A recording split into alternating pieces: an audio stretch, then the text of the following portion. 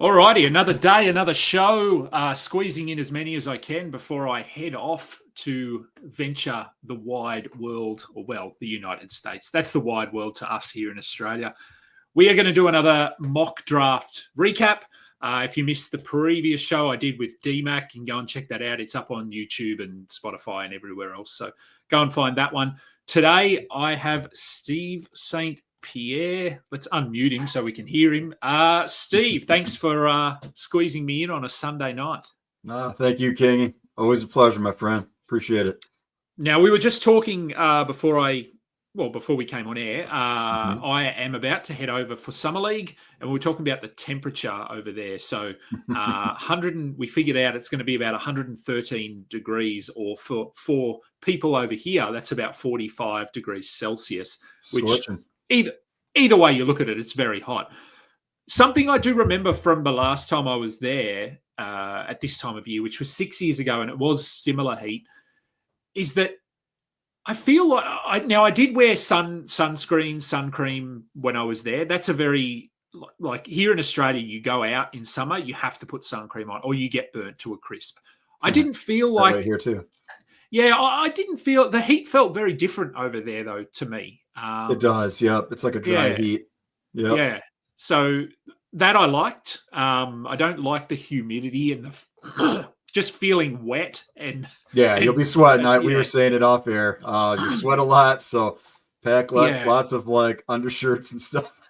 Yeah, and the good thing is, I mean, we're in the middle of winter here, so pretty cold at the moment. So it means I don't have to pack a lot of bulky clothes, which I'm excited about. Only lots of t-shirts, lots of singlets, lots of shorts. Which means I'll have plenty of room in my suitcase for shoes to come back. You can rock a tank top like me, or you can get like a jersey. Just rock the jersey. Yep, plenty of options. So I'm looking forward to that. Not having to wear big jumpers like this and jackets and things. So no, looking forward to the trip. Not looking forward to the 4 a.m. wake up call to leave on Wednesday morning, but it's worth it though. It's worth it. It's worth it. All right. And so, yes, we did a mock draft 2 days ago, I think it was. Yep. And it was the second mock draft of can we call it the 25-26 season yet? I guess we can. We're heading into Summer League. So I'm calling it that. For my show, we switched to the next season. So yeah. Okay. Well, let's call it that. So, yes, second mock draft. Now, you told me off air the first mock draft you managed to squeeze into and were very underprepared, as I think a lot of people were, and you drafted Isaiah Mobley instead of Evan so Mobley. I won't get into the full story, and I was telling you off air too, and I mentioned this on my own show too. Scott and I were talking about it this past week, but I was out to dinner with my family. I got back to my room. We were on vacation. So we were staying in a hotel. I got back to my room and I saw your message that you were doing the mock draft, and it was like 10 minutes before it was starting. So I was like, I don't even know if there's going to be a spot in here. So I checked it out. I got in, but I was not prepared at all. I didn't have a queue set or anything. I was going off of Fantrax's pre-rankings, which, as we all said, aren't good right now, and for good reason. I was struggling a little bit. I thought I was taking Evan Mobley, and then like as soon as I clicked it, I realized it wasn't him. It was Isaiah, and Evan had already been selected. It was tough with the 20-second timer. So it was. For this draft, I was much more prepared. I did have a queue set, and it makes a huge difference. Always set a queue if you're able to. Yes, good idea. Very good. As we said, I mean, at this time of year, it doesn't really matter. This is more just to give us a broad idea of where. Yeah, for sure. And it's fun, sometimes to challenge yourself too. So let's have a look at your team. So you were picking at pick 12, so on the turn, and I've talked about already on a few shows the fact that I think picking in the back half of the first round this season is going to be very key, or very an important part of your selection process is going to be pairings, because I think you can sort of players from around pick 6, pick 7 through to pick 18 could be first rounders. We don't have a really clear sort of top 10 or top 9 like we have in the last few years. We have a clear top 4, maybe 5. And then beyond that, you can make a case for a whole heap of players. So you went with Tyrese Maxey and Steph Curry as your I did. picks, so loading up on the guard stats there. So I guess just talk us through what's this process? What's the idea behind it? Yeah, I've always said, I mean, you and I have been on shows together numerous times now, and I've said a lot that I go for point guards and centers early and often, and especially now, I think it's extremely critical to get those point guards because we're not going to have Kyrie Irving, we're not going to have Dame Lillard, we're not going to have Tyrese Halliburton. I mean, those are three marquee guys that are now wiped off the board probably for all of this upcoming season. So everyone else just gets pushed up and they're all going to go super quick. So you have to get those guys. And especially for me, drafting in that last spot on the turn to get two elite guards, I was very happy with that. So Maxey, obviously both of these guys, Maxey coming off a really good year, had some injuries, although you have to think part of that was just to do with Philly and their record, and they didn't want to push anyone down the stretch. So Maxey, I think, is sort of ascending in terms of his career trajectory. Steph Curry, obviously, at the other end, so coming down. Do you think Curry, like I said, I think either of these guys could be first rounders this season. Particularly Curry, I guess, what do you think his ceiling is this season? Like, can we get back to any close to an older version of Curry where he was a top 6 player, or is he sort of he is who he is now? Because I feel like last season, even the season before, we started to see some cracks and some games where he wouldn't shoot the ball as well, and they're happening more and more often. So does that continue, or are you hoping that with the Warriors seemingly on board and their title window is quite small, they're going to need Curry to be that old version of himself? Yeah, this past season, he was actually 9th in per game in 9-cat. So still a top 10 guy. I think if we can get that, we'll be happy. I do think it's going to be a little bit different having Jimmy Butler there for the, presumably the entire season. So having him in training camp and stuff, we're going to have to see.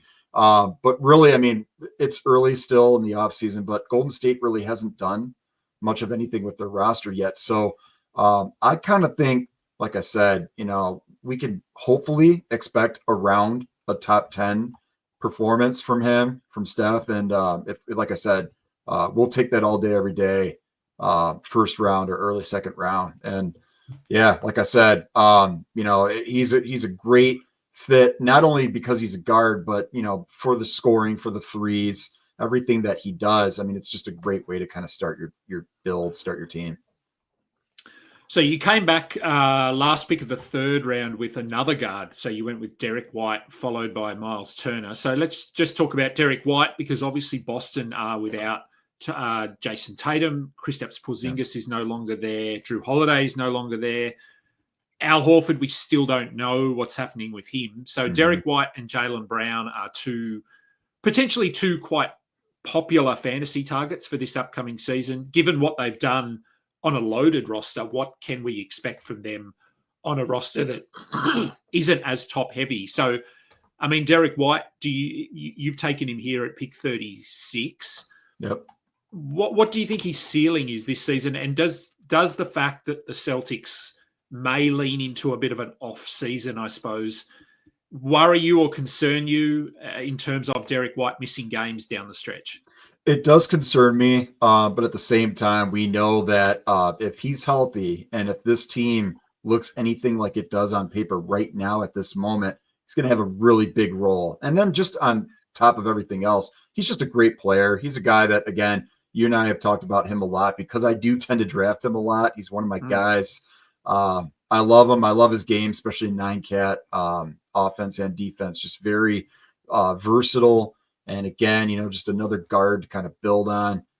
So I was very happy to get him. Yeah, I am a little concerned that like towards the end of the season, if you're playing head to head, there's a real good chance that, he could get shut down or again, just injuries are always a risk for anybody. So, but yeah, I just think as long as he's healthy, and really, even if he gets moved, if he goes to another team, I just think anyone that acquires him is going to do so for a reason. I think he'll be a starting guard anywhere he goes. I think he'll be great. Last season, again, in 9 cap per game, he finished 34th. And so in terms of a ceiling, I mean, with a bigger role and bigger usage, I mean, we could be looking at top 25, top 20 even. So, yeah, I think he's got a high ceiling, but I think his floor is pretty high too. And again, I love him. I love his game. And again, I think he's an essential fit for almost any build. Yeah, and you're right there. I do think his floor is relatively safe, at least per game, because of his ability to block shots. He's a decent rebounder. He hits threes at a fairly efficient rate. So, yeah, he's going to do all of that stuff. And then, yeah, you're taking a chance on him, but on a number of players at this point with what their season might look like. We'll get to Miles Turner, but I will firstly take a second to remind everyone that Bet Online continues to be your number one source for sports betting action. Football season is not far away. When does football season start? Is it sort of July? It's football, American football. Yeah. Labor Day weekend. So that right means after nothing to me. So sorry. 2 months. 2 months. Yeah. Okay. All right. So it is beginning of September. And do they have a preseason like the NBA? Like, do they have a couple of weeks where you can get an idea of, all the same? It's funny. I actually just emailed my fantasy football league today to start scheduling our draft. Yeah. Okay. For so Labor Day weekend. So it is sneaking up on us. Baseball, I know baseball is going because it pops up on the news over here.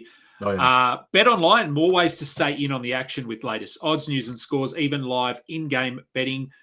MLB, UFC, tennis, NFL. UFC is going to the White House. Did I see that? Did I read that correctly? I think so. You did. All right. That'll be interesting. Bet Online remains your choice for sports wagering info.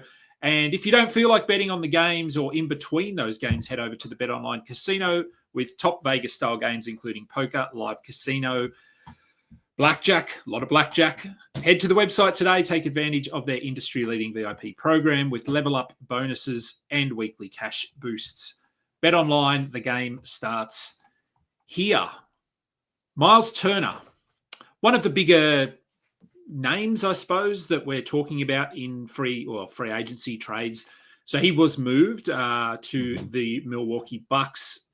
Quite surprisingly, I think, I know myself, I just thought the Pacers would sort of stand pat, keep the same roster together, maybe just develop some of these young guys, and then roll back with Tyrese Halliburton the next season and pick up where they left off. But that's obviously not the case. They're trying to save a bit of money here. So Miles Turner, on paper, he's basically Brook Lopez, but 5 years younger or 8 years younger or whatever it is. So plays exactly the same way. You've taken him here at pick 37, which is pretty much in line with what he's done throughout his career. He's been a top 50, top 40 player. So do you see any huge changes in his value or anything like that? No, not at all. And in fact, you mentioned Brook Lopez. I think he's just going to fill that role. I think he'll be that guy that like stretches the floor for Giannis. I think he's a really good fit there. Like you said, just a younger version of Brolo. So I think it's going to be more of the same. And again, he's another guy that I tend to get in a lot of my drafts. You and I have discussed him before. We've discussed my love of him. And again, I love his game. I love the fact that he does hit those threes and, gets all the blocks and stuff. Just, really important to go out and get those centers. And I knew this was going to be my last pick for a little while. And I knew a lot of the centers were going to start going. So I knew it was now or never. So I was happy to get him there at the start of round 4. Now, coming back round 5, another player that was traded and much like the Miles Turner, Brook Lopez trade or switch up, this was very similar. Cam Johnson for Michael Porter Jr. and very similar in terms of the way they play.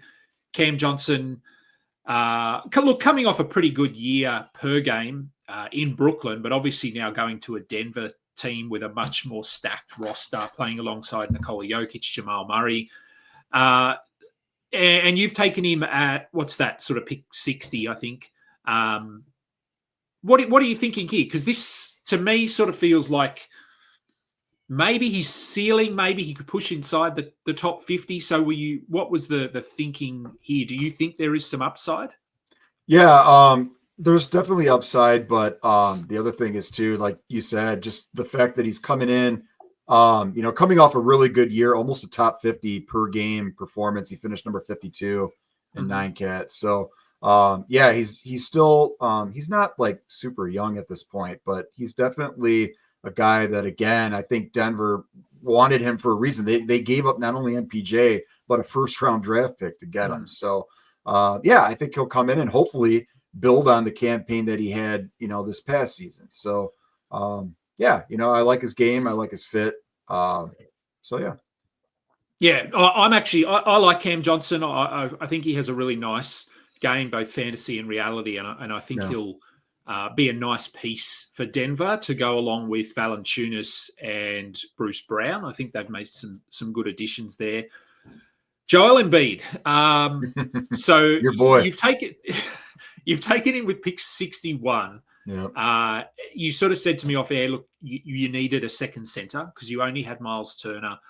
We're in the 6th round. Now, obviously, Embiid, there's a ton of question marks surrounding not only this season, but just the rest of his career, I suppose, with the ongoing knee concerns. For sure. Even in the 6th round, though, like I'm okay in the 6th round taking Embiid. Do you think he falls this far once we get into draft season? Like, are there going to be people that are going to think, hey, this is Joel Embiid, I'm going to take him in the 3rd round, this is the season? Because to me, I see no way he plays more than about 60 games would be probably his ceiling. And just watching him play, I talked about this, I don't know which show it was on, but just his lift, his mobility looks so handy. You and I talked about it. Yeah, I think we probably did. Yeah, he's just he can't jump. It doesn't look like he has any elevation, and he's huge, so that's not going to sort of impact him to the point where he can't be a sort of a contributor and a very key piece of what Philly are doing. But I just don't think he can push inside that 1st round again on a per game basis. So there's a lot of risk. But as I said, pick 61, I'm okay with that. What were you thinking here with Embiid?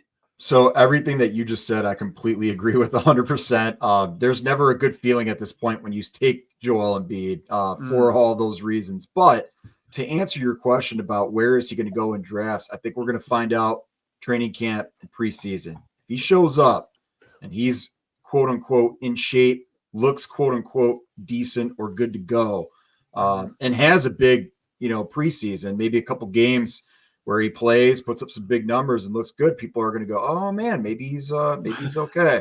And again, it just comes down to needs. So for me, I was like, you know what, at this point, like you said, we're in the 60s here. I want to get some bigs, and the guys that are on the board still just don't compare in terms of the upside, in my opinion. And, again, another thing too, and you and I have talked about this, is it depends on what kind of league you're in. If you're in a league that has IL spots and you've got some flexibility to be able to put guys on an IL and be able to stream or just pick someone up or do whatever, then it's easier to take guys like that, those high risk guys. If you're in a league where you've got like 1 or 0 IL spots and you don't have that kind of flexibility, then I probably wouldn't recommend taking a guy like Embiid almost like ever. But I think middle of the draft here just felt like the right time. And again, I'm picking on the turn, so I know if I pass on him, he's probably not making it back to me. So I didn't feel real great about clicking the button to select him, but it is what it is. You have to roll the dice. You've got to take some chances. And again, depends on what kind of league you're in. If you're playing in a league where you've got like other great people who know what they're doing and stuff, you just have to like take some risks, take some chances. And that's why it's really important, to do well throughout the draft. Make sure that the guys you're taking at the beginning are guys that you truly trust and feel like you can rely on, so that in the middle and later parts of the draft, you can, again, roll that dice a little bit. So, you as you said, there was a long time to your next pick. So you picked 12th pick of the 7th round, and you took another center. So you went with Mark Williams. Yeah. Now, was this almost like I'm not going to say a handcuff because that's the wrong term here, but is that a bit of insurance for if and when Joel Embiid goes down, you have that second center that is a little bit more, well, I mean, is he safer than Embiid when it comes to He's injuries? just as risky. I'm not sure. It really is. Yeah, it really wasn't like a handcuff. It's just like I'm the type of person. Again, you and I have talked about this. I load up on bigs and guards, so I was gonna take a center regardless of if it was to pair with Joel Embiid or somebody else. And actually, Mark Williams was a guy that I was looking at when I picked Embiid, so I was actually pretty happy that he fell this far. Now, again, Williams also has the same amount of risk in terms of injury, but he's got a lot of upside. He was 40th per game in 9-cat last year. So he has upside. And, again, Phoenix, we're hoping, assuming he passes all of his physicals and everything, that he'll be good to go. He'll be healthy, and that Phoenix got him for a reason, that they plan on using him and keeping him. And, I do think that that's a good mix there. I think he provides a major need for that team, assuming that they're going to continue to try to compete here, post Kevin Durant, maybe post Bradley Beal. We got to see. But yeah, I was very happy to get Mark Williams here. I think that's potentially great value, getting him 84th overall in the draft. So, and again, I'm taking a risk. If something does happen to him, hopefully I'm in a league that has IL spots, and just go from there. Yeah, I like Williams here. As you said, I think he's a good fit in Phoenix. He fills that need, and I do think that he's, again, as you said, assuming he passes his physicals and he's cleared to play and all of that, which I think he will.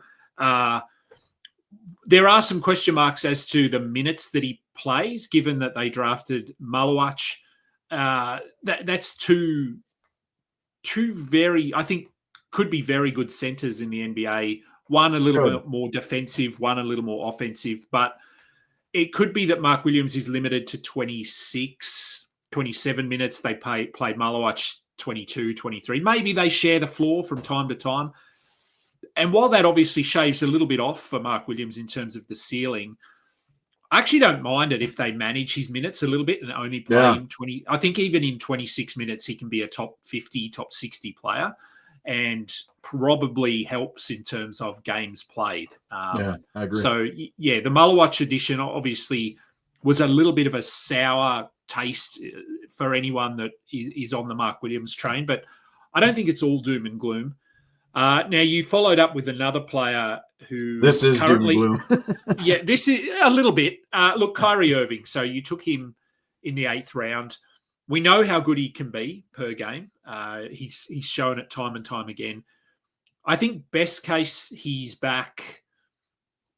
All-Star break? Maybe. He came out today and said, "Don't count on me coming back for the playoffs." So I was like, "Great, right, okay." So moving forward, I probably won't be drafting him this aggressively, but I took him with the hopes that I could stash him through, maybe All-Star break. He comes back, can give me something the latter half of the fantasy season. Obviously, huge risk. That might not happen. He might not come back, and from the sounds of it, he probably won't. So, we know the upside, though. If he does come back, to get him this late would be a huge boost. And again, drafting from the turn, got to take some risks. Yeah, so look, I think if we get some clarity between now and September, October, that he isn't sort of planning on coming back until the playoffs, because as we know, the fantasy season finishes well before the NBA playoffs. So you would need him to be pushing to come back around the All-Star break, I think, to warrant drafting him anywhere. So if that's not the case, I just don't think he'll be drafted. Maybe if your league has sort of 4 IR spots, you could draft him with your last pick and just throw him straight in there and leave him there all year and just see what happens. But, I mean, that helps, I guess. I mean, if we look here, Puppy Roy, 20 picks later, took D'Angelo Russell, and he's probably looking like the winner there. If Irving is going to miss the whole season, we probably get more from D'Angelo Russell, more from Cooper Flagg, who we'll talk about a little bit later. Yeah. So, yeah, there's always losers and winners when it comes to fantasy, and I guess D'Angelo Russell, Cooper Flagg, even Anthony Davis, the whole team are going to have to do a little bit more with no Kyrie there all season. You came back with Ace Bailey, so the third rookie off the board. I'm just looking. I know Flagg. I think it was early. the third. Yeah. Yeah, Malawach went just before. So Ace Bailey, who made his debut yesterday for the Jazz in the summer league, didn't look great. He didn't shoot well. Didn't shoot well, but look, first game. That doesn't really concern me, or it shouldn't really concern anyone. No. Utah are an interesting team. Like they've got some nice pieces there. They're very young. But they also have those more veteran players like your John Collins, Lauri Markkanen. For now. So I don't know. They're a hard team to get a read on. There was obviously the talk coming out of the draft that Ace Bailey didn't want to go to Utah, but he sort of squashed that, I think, fairly quickly, came out and said that was not the case. No. Do you think he starts? What sort of, I guess, in your mind, what are we looking at as a ceiling for Ace Bailey this season? Yeah, so I do think he starts. I think they've made it very clear to him that he was a priority for them, and I think that was kind of what helped convince him to, if there was any truth to the whole, he wasn't going to show up or whatever. They got rid of Colin Sexton. They got rid of Jordan Clarkson. They created more space for him, which is why I really like him. I like his upside for this season, assuming Utah doesn't do much else with their roster coming into training camp. I just think Bailey's set up for a really good season. He looked great last year in college. And yeah, I think in terms of ceiling, I mean, we really don't know because like you said, Utah as a whole, we just don't know. Like their front court, they've got guys you mentioned, Markkanen, Collins, like those are good players, but like, can they stay healthy? Are they going to be out there? I mean, we've seen the Jazz mix and match their lineups like almost too much, just guys in and out, so much inconsistency. Walker Kessler, same with him. We just don't know. But yeah, I think in terms of the backcourt, I think they've made some room for Bailey, and I think they are going to roll with him.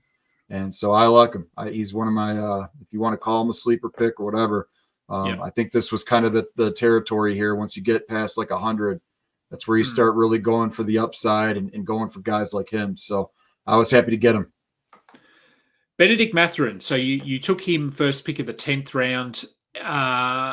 Now, I'm assuming a lot of this is due to the Tyrese Halliburton injury because, I mean, this past season and even throughout his career, Mathurin has not really been a must roster player. He's had moments where he's been on rosters, but generally speaking, he sits in that sort of streaming bracket where if you need some points and threes, you hope that you catch him on a week when he's shooting the ball well and being aggressive. And we saw small flashes again throughout the playoffs. He had 1 or 2 games.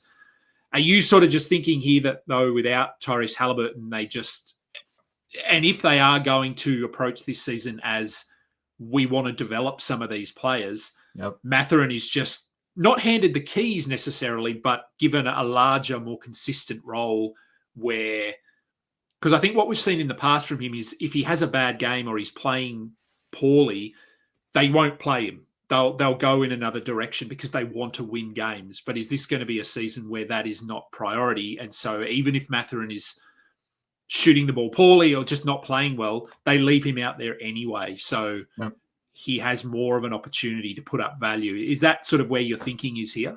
That's exactly what I'm thinking. Yep. Okay. Took the words right out of my mouth. Yeah. Okay. Yep. And I mean, we'll jump over just a pick here because you went with Aaron Nesmith. Yeah, with your final pick, and a little safer, and he obviously has had a pretty significant role for the Pacers, even with Halliburton, even with Miles Turner. But is the thinking here that without Miles Turner and without Tyrese Halliburton, Nesmith is just going to have to do a bit more? He'll be on the court the same amount of time, but he can shoot a bit more. He'll get some more assists, more defensive stats. Yeah, Neesmith was actually the one guy that I didn't have in my queue. So this was my last pick, was just kind of looking to see who was still left on the board. But that's exactly right. I just think right now with this team, until we see what else Indiana does, the guys that they have left standing are just going to have to step up that much more. And we saw how good Neesmith was during the playoffs. We know what kind of role he has already on that team. We know that he's one of Carlisle's guys. And yeah, like you said, there's tons of upside now because he's going to have more usage and stuff. But you mentioned some names during your pod right after our draft that I totally agree with you on. And one of them that you mentioned is Isaiah Jackson. I think we need to see if he winds up coming back. If he does, I assume that he'll be the starting center. And we know if he's healthy, we've seen him before. He's been able to do some good stuff. So he's definitely a guy I'm watching. And I'm just watching to see what else they do with their roster. Pretty much anybody that they add will at least be on my radar as far as a potential late round draft pick. And I think they also, the Pacers yesterday, they picked up Jay Huff as well. They did. Yep. So he's another one. Yep. He's another one. Yeah, we just don't know who's going to start for them because Wiseman is potentially still there as well. So I think he's a free agent. He is, yeah. I think he could go anywhere. And I don't know that he'll go back to Indiana. I think if for me, I'm assuming if they bring anybody back, it would be Jackson because he's restricted. But I mean, who knows? You're right. Weissman's another one, or really anybody else that they pick up will be stepping into an opportunity, clearly. So definitely a team that we all need to be watching, and I'm sure we all are. Yeah, so I think, both Jackson and Huff are names to watch as we approach the season, especially heading into the preseason. Let's have a look at, we may get an indication as to who is going to start. I think Boston is a similar situation. For sure. I talked about Luka Garza on my show as someone he's another one. I talked about him on my show as well. Yeah, I agree with you. We'll see. We just don't know. Drew Holiday. Now, I mean, we don't need to talk a lot about Drew Holiday because we know exactly who he is at this point. But does he play for Portland? I mean, that's still a question that hasn't been answered. Probably if you asked him, his answer would be hopefully not. Hopefully not all season. What we're hearing. Not all season as well. Play for a little while and, put up numbers and be a good, role model for the locker room and all that good stuff. But then at the end, if they're not competing, maybe ship them over to a contender. But I think Drew Holiday, I mean, at this point, we don't know what we're going to get from him. But, I think Portland did trade for him for a reason. They do have Scoot Henderson, who they're, obviously trying to develop and stuff. But I think Holiday's going to play. I think as long as he's healthy, he'll still be pretty good. I think you could do a lot worse for a late round draft pick. And if it doesn't work out, he's easy to cut. He is. At this point, yes, he is. I actually wouldn't be surprised if he goes somewhere like the Warriors later in the year. For sure. Just to give a team that's sort of pushing to maybe get inside the top 4, at least the top 6. And just to give them an extra sort of proven talent on the roster. So we'll see. So that was your team. So you said to me off air you were much happier with this team than you were with your team in the first draft. Well, I actually was pretty happy with my team in the first draft too. It was a totally different experience because I was not prepared at all for that first one. But at the end of it, I was like, wow, I still got a lot of the guys. So it worked out. But I did have some hiccups during that first draft. This one was a lot easier to do. But both of them I was pretty happy with. And it's always a good time to mock, man. I know some people think it's a little too early. I don't think it's ever too early. It's always fun. It's always cool to see what other people are doing too. And it's always fun to talk about. Yeah, that's right. It is early. And look, we're all realists and we know that I think DMAC said on the show, there's 107 or something days till the start of the season. Yeah. So that's a lot of mock drafts. But one thing. So before I let you go, we'll just talk about Cooper Flagg. So I think he's just a player that intrigues me. I think both fantasy, reality, the opportunity he has in Dallas with no Kyrie there. So he went at pick 41, I think we figured out here or something. And in the previous draft, I think he went very similar, 42 or 43. Yep. So what are you thinking for him as we get closer to September and October? Where do you think his ADP settles? I think it's right around there, probably like 40. Again, let's see what happens preseason. Let's see what kind of role he comes out to. There's a lot of talk about they're going to make him a facilitator. They're going to put him at that like point forward kind of role, very similar to what Jason Kidd did early with Giannis in Milwaukee. Yeah. And so if that's the case, that just, improves his stock, improves his upside that much more. Dallas is a pretty deep team. I mean, they're not like a true contender, I would say, yet, especially with no Kyrie, but they still have a lot of options on that front court. So it is going to be interesting to see if he does play more of like a point guard, point forward kind of facilitator role. But you mentioned D'Angelo Russell, Klay Thompson's still there. They've got some other pieces too. So we're just going to have to see, what kind of lineups they're using and how everybody's looking preseason. But I mean, if Cooper Flag comes out and has a couple monster games, obviously, that's just going to increase his stock that much more. And then we'll see him going, top 25, top 20. But, we'll need to see. But right now, I'm kind of tempering expectations just a little bit. And yeah, I'm kind of viewing him as like a 40 range kind of guy. Yeah. Yeah, I'm sort of with you there. I do think his ADP pushes into the second round or even the third round. I'm not saying that's where I would take him, but I just feel like he's going to be one of those names, especially if, as you said, if he can have a couple of strong summer league games. Summer league and preseason for sure. Yep. Yeah, if he looks good and looks like he's going to play 32 minutes a night, handle the ball, he's getting some defensive stats, I think people will reach to get him. No question. Whether that is to their detriment or not, we'll find out as the season progresses. But I think Dallas will be competitive this season. As you said, no Kyrie, but they looked pretty good down the stretch last year without Kyrie. And you add in Cooper Flag, you switch in D'Angelo Russell for Spencer Dinwiddie. I think whether you like D'Angelo Russell or not, that's an upgrade. So, yeah, I think they'll be competitive. So I'm curious to see what Dallas do. And as we've talked about, does Kyrie come back? We don't know. But, yeah, I'm excited to see what Dallas can do. All right, I'm going to let you get out of here. What's on the horizon for Menace Podman? I've got some guests lined up for this upcoming week. And then after this week, I'm going to start doing something that we do on the show every year where we go division by division and just break down every team, kind of what they've done so far and how they're looking, kind of diagnose the depth charts, rotations, all that stuff, talk a little fantasy talk, and just kind of assess everything.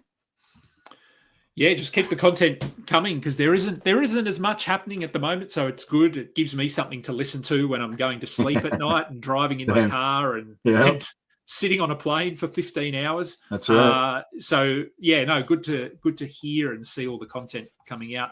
I'll have some shows, obviously nothing for the next few weeks. Although I'm pretty sure Matty G is keen to do a show, so we may squeeze one in before I go. Go and follow Steve on the socials at Podcast Pierre. Follow Menace Podman as well. It's just at Menace Podman, I'm pretty sure, isn't it? At Menace Podman. Mine's at Podcast_Pierre. And Scott is at Detskeller. DETSKELLER. I'm pretty sure. We announced this week that Scott is no longer going to be a full-time member of Menace Podman, but he and I are still doing our WNBA podcast, Will Slant. Yes. So definitely check that out. Yeah, go and check that out. WNBA obviously in full swing at the moment. Yes, sir. I'm hoping to get to a game when I'm over there. So excited to go and see. I think it'll be the Valkyries and the Mercury. So yeah. Yuri's going to be there with you too, right? I think I know Yuri will be where Yuri lives, and hopefully Yuri can come along and watch the game with us. Have a great time. Yeah, I think it should be good. So, look, mate, thanks for coming on the show. We'll chat again very soon, and I'm sure I'll be on your show at some point. Absolutely. Plenty of time until the season. Have a good rest of the night. Thank you, everyone, for listening in. And might be back before I go away. If not, look out for my stuff early August. Meanwhile, Noah, Dan, they'll keep the content coming for Old Man Squad. Go and find us and like us and do all of that. Thank you, everyone. We are done.